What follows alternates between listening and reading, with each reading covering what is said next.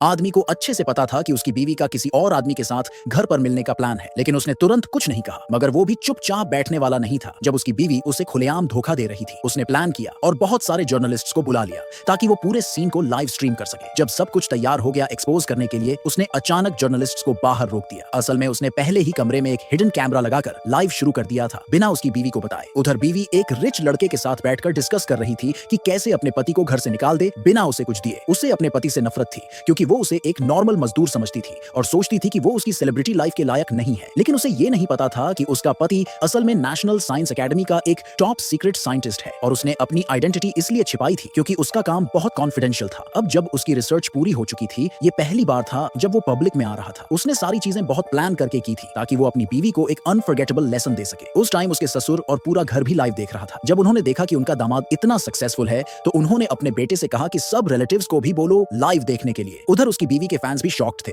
कुछ जेलस थे कि उसके जैसा परफेक्ट हस्बैंड किसी को कैसे मिल गया। जैसे जैसे ये पूरा मामला वायरल होता गया और लोग लाइव से जुड़ते गए। जब फाइनली हस्बैंड ने दरवाजा खोला, बीवी शॉक्ड हुई, लेकिन उसने एक्सप्रेशन नहीं बदला क्योंकि उसे अपने बॉयफ्रेंड पर पूरा भरोसा था जो एक बड़े बिजनेस का मालिक का बेटा था। वो लड़की पिजामा में सीढ़ियों से नीचे उतरी, बहुत ही बदतमीज और बिना किसी गिल्ट के। उसके हस्बैंड ने जब उससे सवाल किए तो उसने जीरो रिस्पेक्ट दिखाई। वहीं रिच वाला लड़का बहुत एरोगेंट बनकर सामने आया और सारे जर्नलिस्ट्स को बाहर निकाल दिया। इन दोनों में से किसी को भी अंदाजा नहीं था कि असली बवाल तो अब आने वाला है, क्योंकि गुलाबों के गुलदस्ते में छुपा हुआ एक और कैमरा अभी भी क्वाइटली लाइव चल रहा था। रिच लड़का उस आदमी का मजाक उड़ाने लगा और उसे ककोल्ड कहकर इंसल्ट किया। औरत ने तो हद ही कर दी। उसने अपने पति को थप्पड़ मारा और बोली, हाँ मैंने तुम्हें धोखा दिया है तो क्या। ये पूरा सीन लाइव में आग की तरह फैल गया। जो इमेज उसने सालों में बनाई थी वो एक सेकंड में पूरी तरह से बर्बाद हो गई। उसका बाप इतना गुस्से में आ गया कि उसने अपना फोन जमीन पर फेंक दिया। उसके रियल पिता ने तुरंत अपने बेटे से बोला कि उसे कॉल करो, लेकिन जैसे हर बार वो रिच लड़के से मिलने जाती थी उसने अपना फोन बंद रखा था। उसे लगा सब सेफ है, कोई उसे डिस्टर्ब नहीं करेगा, तो उसने अपना असली चेहरा अपने हस्बैंड के सामने दिखा दिया। लेकिन उसे पता नहीं था